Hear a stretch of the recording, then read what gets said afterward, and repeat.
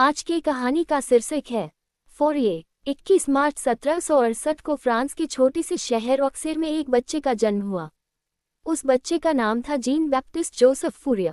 उस समय किसी ने भी नहीं सोचा था कि यही बच्चा आगे चलकर गणित और भौतिकी की दुनिया में ऐसी क्रांति लाएगा जिसके सिद्धांत आज mobile phone, internet, medical scan, संगीत, अंतरिक्ष अनुसंधान और कृत्रिम बुद्धिमत्ता तक में उपयोग किए जाएंगे।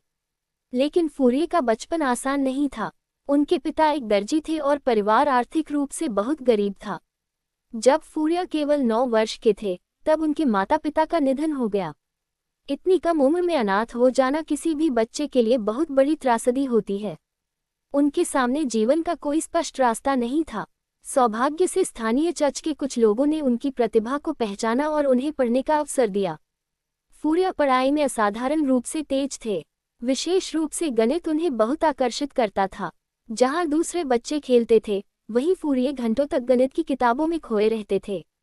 उन्होंने जल्द ही यूक्लिड, न्यूटन और अन्य महान गणितज्ञों की रचनाएं पढ़नी शुरू कर दी। कई बार वे पूरी रात गणितीय समस्याएं हल करते रहते थे। कठिन से कठिन सवाल उन्हें चुनौती की तरह लगते थे। धीरे धीरे उनके शिक्षकों को यह विश्वास हो गया कि यह लड़का साधारण नहीं है। उसकी सोच दूसरों से बिल्कुल अलग है।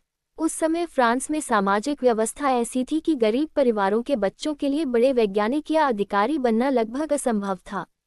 प्रतिभा होने के बावजूद उन्हें अवसर कम मिलते थे। लेकिन फूरिये ने परिस्थितियों के सामने हार नहीं मानी। युवावस्था में उन्होंने सेना में अधिकारी बनने की इच्छा जताई, लेकिन केवल इसलिए उन्हें अवसर नहीं मिला क्योंकि वे किसी अमीर या कुलीन परिवार से नहीं थे। यह उनके लिए बहुत बड़ा झटका था। कुछ समय बाद उन्होंने अध्यापन शुरू किया। वे विद्यार्थियों को गणित पढ़ाते थे। पढ़ाते पढ़ाते भी उनका मन नए गणितीय विचारों की खोज में लगा रहता था। इसी बीच फ्रांस में एक ऐसी घटना हुई जिसने पूरे देश को बदल दिया, फ्रांसीसी क्रांति। 1789 में शुरू हुई इस क्रांति ने राजशाही को चुनौती दी। पूरे देश में उथल पुथल मच गई। फूरिये भी इस क्रांति से प्रभावित हुए और उन्होंने इसमें भाग लिया। लेकिन क्रांति के दौरान हिंसा इतनी बढ़ गई कि हजारों लोगों को मौत की सजा दी गई। एक समय ऐसा भी आया जब फूरिये स्वयं जेल में डाल दिए गए। उन्हें भी फांसी का खतरा था। वे नहीं जानते थे कि अगला दिन देख पाएंगे या नहीं। लेकिन इतिहास ने करवट ली। राजनीतिक परिस्थितियां बदली और फूरिये जेल से रिहा हो गए। यह उनके जीवन का दूसरा जन्म था। जेल से निकलने के बाद उन्होंने निश्चय किया कि अब अपना पूरा जीवन विज्ञान और गणित को समर्पित करेंगे। कठिन दौर से निकलने के बाद जोसेफ फूरिये का जीवन एक नई दिशा में बढ़ने लगा। उनकी प्रतिभा अब केवल उनके शहर तक सीमित नहीं रही थी। फ्रांस के बड़े बड़े वैज्ञानिक और गणितज्ञ भी उनकी क्षमता को पहचानने लगे थे। उन्हें पेरिस के प्रसिद्ध एकोल नॉर्मले और बाद में एकोल पॉलिटेक्निक जैसे प्रतिष्ठित संस्थानों में पढ़ाने का अवसर मिला। यहाँ उनकी मुलाकात उस समय के महान वैज्ञानिकों Pierre Simon Laplace, Joseph Louis Lagrange और गास्पार मोंज से हुई।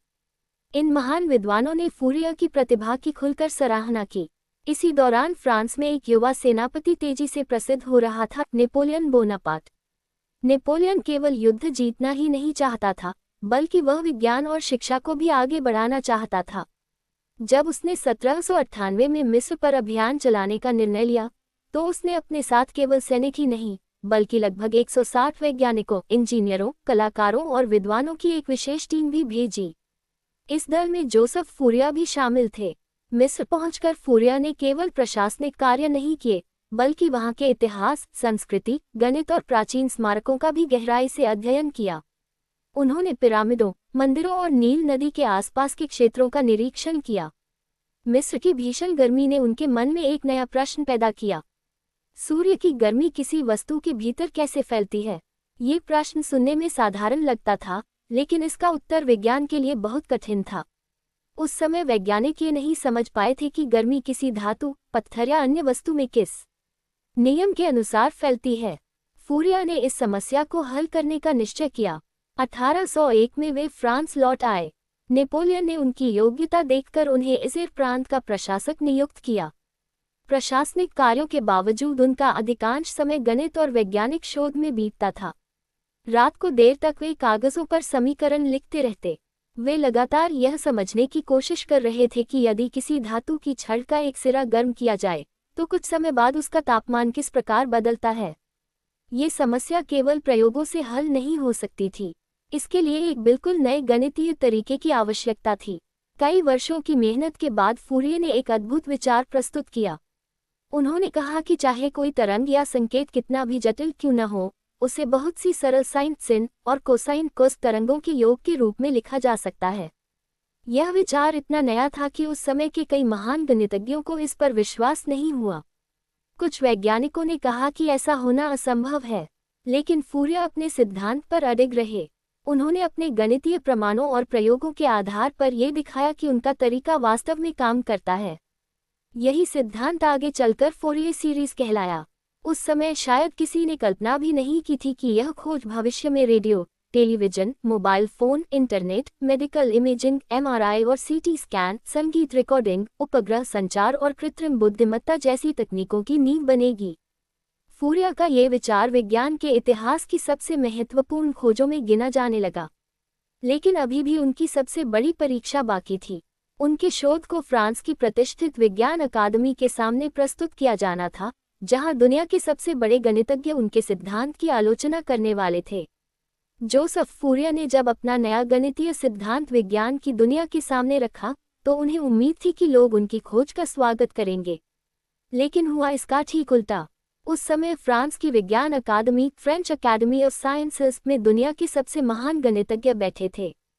इनमें Joseph Louis Lagrange, Pierre Simon Laplace और एड्रियन मेरी लेजांद जैसे विद्वान शामिल थे। फूरिये ने अपना शोधपत्र अकादमी में प्रस्तुत किया।